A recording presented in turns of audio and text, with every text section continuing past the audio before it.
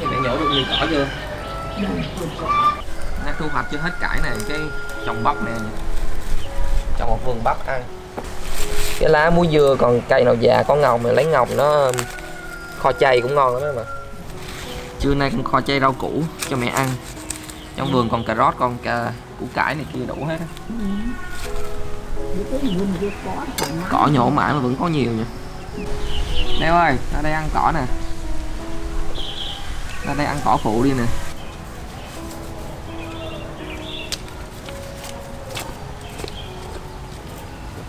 Chừng nào tới mùa rau muống nè.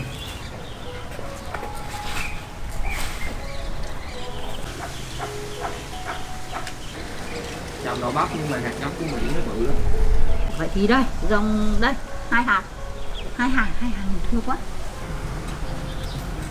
Đó là đậu bắp đó. Cây nó bự lắm.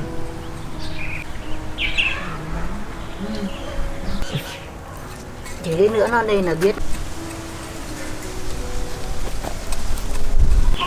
Giờ con mẹ hái lá ra trong phơi muối chua này. Cái này ăn nó giòn.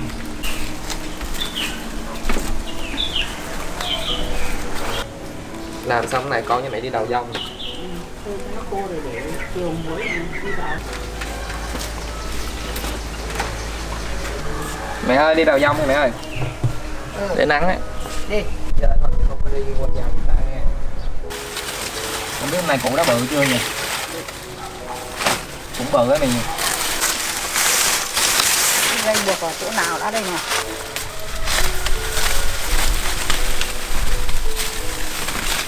Đây, nó không có đất ăn nữa.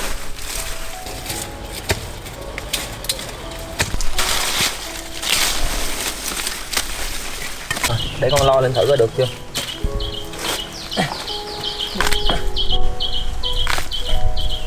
Được một cục bự nè. Cũng lắm củ nha, có một bụi nhỏ xí mà cũng lắm củ. Mình có phải trồng lại luôn chưa? Rồng cũng rồng được mà nhưng quán mũi rồng. Nhưng mà chắc mẹ thích ăn củ bở hơn đúng không? Leo ơi, sao nằm hết lên cây mầm này con? Nằm đây không nằm, đi nằm cây mầm hết rồi. Đâu mà con ra đây con ăn, đâu có cho ăn cỏ đâu.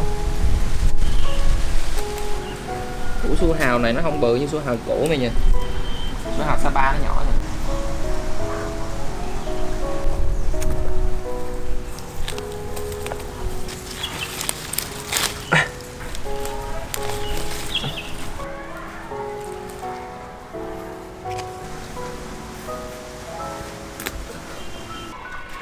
Đây, đổ hết mấy củ này vô kho chay.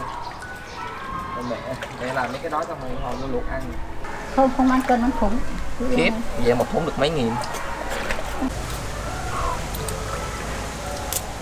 Cái ngồng cây cải này ngon ghê không? Nhìn thôi đã thấy ngon thèm.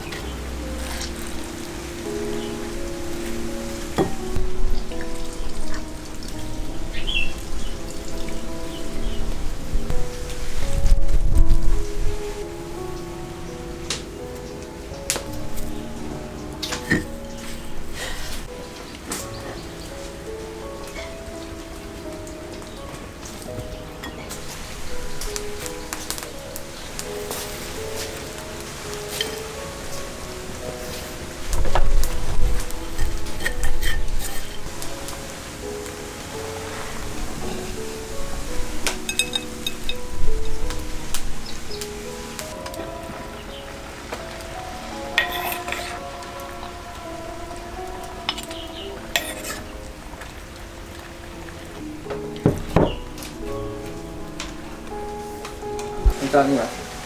Dông cũng vừa chín luôn nè. Cái này rau hùng nó làm.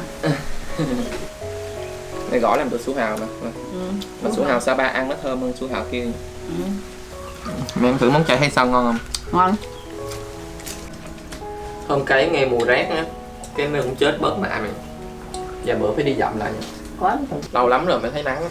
Lâu lắm hôm nay bắt đầu nắng. Từ Tết đến giờ thấy toàn mưa. Không mà vừa nấu xong nóng mà nhỉ. Dạ nóng á. Nè. Trong Sài Gòn ngày xưa con chưa bao giờ ăn củ này. Đây con nhà quê thôi. Chắc người ta cũng bán mà con không biết. Có bán nhưng nó chỉ đắt. Tặng người ta để người ta quay bột. Chiều á mẹ đem một ít dông cho mấy bá bên hàng xóm ăn. Lâu lắm không ăn cái này. Nóng quá. Mẹ ăn nữa con nữa. Ăn tráng miệng.